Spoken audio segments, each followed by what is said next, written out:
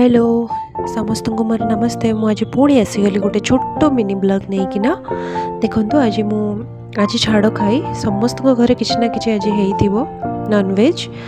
तो आम घरे आज माछ मुझे माछ जाइए मार्केट रू नहीं आसलु आणिक भलसे क्लीन करी हल्दी लुण गोल रेडी करी भाजी देली भलसे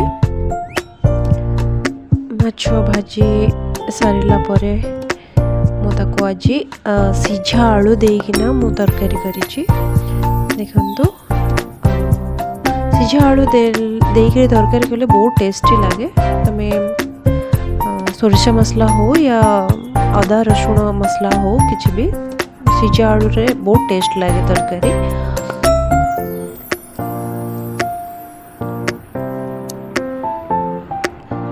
एटा रोही माछ भलिका देखापी पर मुझे जानी एटा रोही माछ नुह कौ माछ मुझे जानी पर देखापी रोही माछ भलिका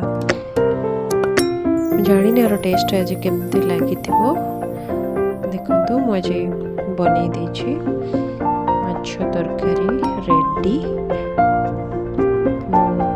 बाड़ी की नहीं मो सासू माँ को फास्ट खाइबा को देदेली रिप्ले नवा केमती लगुच से खाई कहबे वाह।